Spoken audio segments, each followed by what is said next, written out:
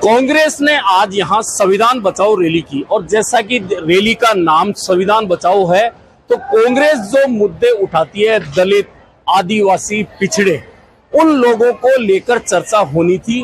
और राजस्थान प्रदेश कांग्रेस की ओर से यह संविधान बचाओ रैली आयोजित की गई थी, जिसमें कांग्रेस के अध्यक्ष मल्लिकार्जुन खड़गे संबोधन करने आए थे। हालांकि राजस्थान के तमाम नेता भी यहां मौजूद थे, लेकिन चूंकि मुख्य अतिथि के तौर पर और मुख्य वक्ता के रूप में मल्लिकार्जुन खड़गे जयपुर आए थे, ऐसे में महत्वपूर्ण यह था कि मल्लिकार्जुन खड़गे क्या संदेश देकर जाते हैं। तो मल्लिकार्जुन खड़गे का जो संदेश की बात करें, तो मल्लिकार्जुन खड़गे ने यहाँ जो संदेश दिए, सबसे बड़ा संदेश तो दलितों को दिया।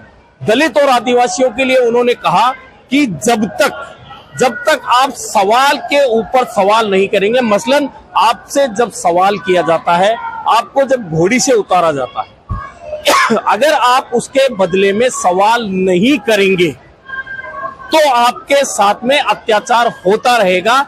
ऐसे में आपको सवाल करना सीखना होगा, आपको खड़े रहना होगा, तब जाकर आप बराबर का जवाब दे पाएंगे, अन्यथा आपको हमेशा दबाया जाता रहेगा। इसके अलावा इन्होंने एक संदेश दिया कि इस समय बाबा साहब भीमराव अंबेडकर के संविधान को बचाने की जरूरत है, लेकिन जयपुर का एक उदाहरण उन्होंने दिया।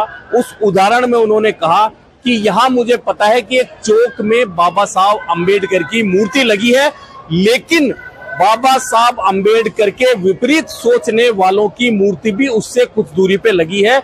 उनका सीधा सीधा इशारा यह था कि अंबेडकर सर्किल पर बाबा साहब भीमराव अंबेडकर की प्रतिमा है, लेकिन राजस्थान हाईकोर्ट में मनु की प्रतिमा है। यह उन्होंने नाम नहीं लिया, लेकिन नजदीक प्रतिमा बताकर यह भी कह दिया। यानी कि कांग्रेस का बहुत सीधा सा है कि कांग्रेस सवर्ण और ओबीसी वर्गों के बजाय दलित और आदिवासियों पर ही फोकस करेगी, चाहे उसे कितनी भी हार झेलनी पड़े।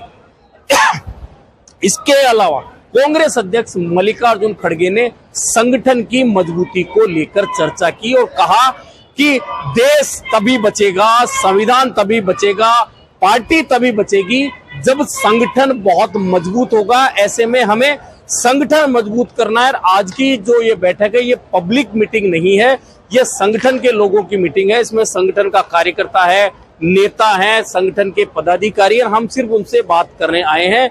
लेकिन आप सभी को यह संकल्प लेकर जाना होगा कि संविधान को बचाने के लिए आप लोग सड़कों पर आए।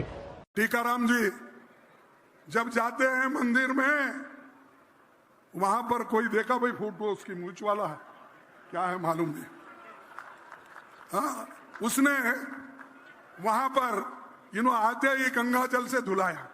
यही सिखाता है तुम्हारा बीजेपी, यही सिखाता है हिंदू धर्म। आप तो सबको एक रखना चाहते हैं ना, फिर इन लोगों को क्यों अलग कर रहे हो? और सब बात आप हिंदू की करते हो। जब हिंदू एक है तो ये क्यों चाल आप चलते हो?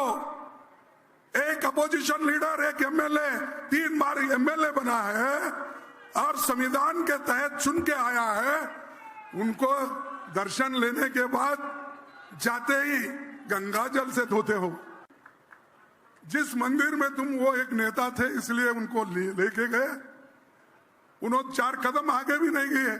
वो मूंछ वाला आया और उसने बोला कि गंगा जल डाल के इसको साफ करूं। तो भाइयों, अगर देश की स्थिति इस ढंग से, प्रदेश कांग्रेस के अध्यक्ष गोविंद सिंह डोटासरा ने भी इसी ओर इशारा किया कि संगठन की मजबूती सबसे ज्यादा जरूरी है। और उन्होंने पिछले दिनों जिस तरह से राजस्थान में जो भी कुछ हुआ और कांग्रेस कार्यकर्ताओं के खिलाफ कार्रवाई हुई, उनका विरोध मंच से जताया। यहाँ तो एक ही चर्चा हो रही है खड़गे साहब, यहाँ तो एक ही चर्चा हो रही है। मंत्री कह रहे हैं कि मंत्रिमंडल का विस्तार कब होगा, आईएएस कह रहे हैं कि हमारी लिस्टें कब आएंगी, और आम जनता कह रही है ये राजस्थान की पर्ची कब बदलेगी। ये बात यहाँ पर हो रही है। आप सबका स्वागत, आप सबका भी दिल की गहराइयों। कांग्रेस का कार्यकर्ता अगर मुख्यमंत्री को काला झंडा दिखा दे तो उस कार्यकर्ता को और उसके परिवार को प्रताड़ित करने करने का काम जो कर रहे हैं, ये भी संविधान को कमजोर करने का काम है।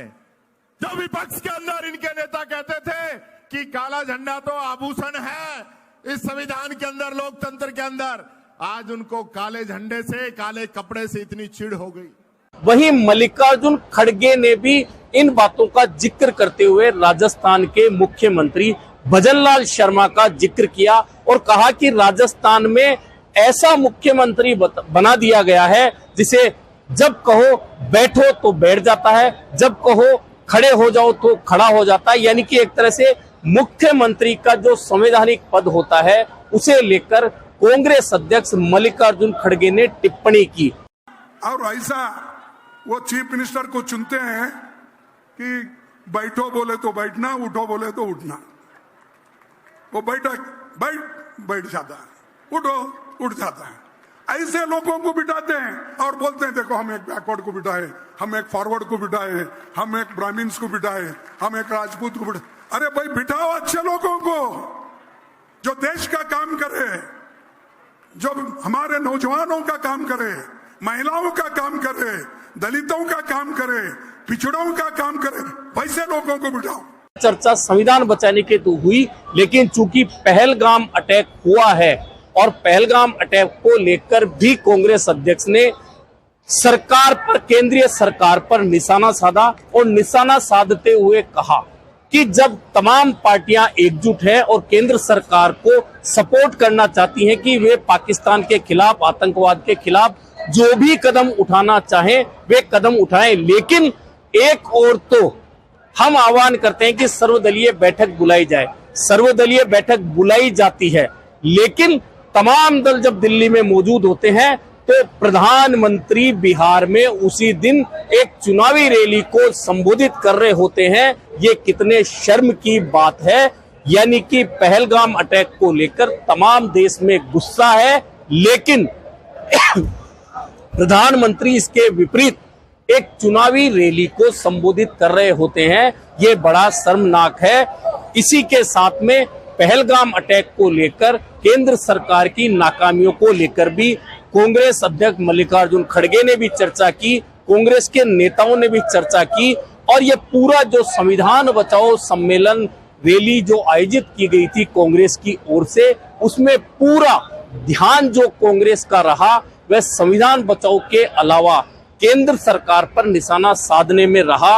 और कांग्रेस के तमाम नेताओं ने केंद्र सरकार को, चाहे पहलगाम अटैक का मामला हो, चाहे दलित अत्याचार का मामला हो, चाहे मुस्लिमों को लिंचिंग का मामला हो, तमाम मामले मंच से उठाए।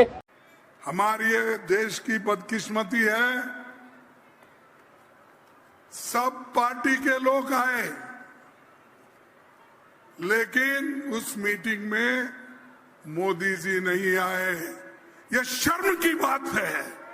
देश के स्वाभिमान को जब धक्का हो रहा, आप बिहार में चुनावी भाषण करते हो और यहां पर दिल्ली में नहीं आ सकते आप? क्या दिल्ली दूर है आपको बिहार से? बात तो बड़े बड़े करते हो, मेरी 56 इंच आती है, मेरी वो है, ये है, मैं वो लड़ूंगा, घर में घुसूंगा। अरे बाबा, कम से कम बिहार से उस दिन आकर हमारे मीटिंग में बैठते तो सबको मालूम होता था कि आपकी प्लानिंग क्या है, आप क्या करने वाले हैं, हमारे से क्या मदद चाहते हैं। हम तो मदद खुले आम सभी पार्टी के लोग दे रहे, इसके बावजूद भी आपने कभी उधर नजर डालने की कोशिश नहीं की। ये ऐसा ये बीजेपी और प्रधानमंत्री का ये एटीट्यूड है। मंच पर राजस्थान के तमाम नेता मौजूद थे और जयपुर के इस रामलीला मैदान में कांग्रेस ने ये रैली की। इससे पहले भी रामलीला मैदान में एक दलित रैली हुई थी, उस समय राहुल गांधी आए थे और आपको याद होगा कि बाड़मेर में एक घटना हुई थी, बीकानेर में एक घटना हुई थी। उस घटना के विरोध में कांग्रेस ने दलित रैली की थी। उस समय राहुल गांधी ने वह दलित रैली यहां संबोधित की थी इसी मैदान में। और आज मल्लिकार्जुन खड़गे ने एक बार फिर संविधान बचाओ रैली संबोधित की है और पूरा ध्यान कांग्रेस का जो है दलित वोटों को अपनी ओर खींचने का है। अब देखना यह है कि दलित वोटों के सहारे कांग्रेस अब तक बहुत प्रयास के बावजूद, लोकसभा में संविधान का मामला उठाने के बावजूद, दलित अत्याचार का मामला उठाने के बावजूद 3 चुनाव में लगातार 100 सीटों से नीचे अटकी हुई है और कांग्रेस इस मामले को नहीं छोड़ना चाहती। अब देखना यह है कि संविधान बचाओ रैली की जो शुरुआत जयपुर में हुई है, ऐसी रैलियां कांग्रेस पूरे देश में करेगी और कांग्रेस इसका कितना फायदा ले पाएगी, इसका सबसे पहला उदाहरण बिहार चुनाव में देखने को मिलेगा, क्योंकि बिहार का विधानसभा चुनाव सबसे नजदीक है और अगर उसमें कांग्रेस को फायदा होता है इन रैलियों का, तो निश्चित तौर पर कांग्रेस ऐसे प्रयासों को और बढ़ाएगी, अन्यथा कांग्रेस क्या अपना रास्ता बदलेगी, यह देखना काफी महत्वपूर्ण होने वाला है।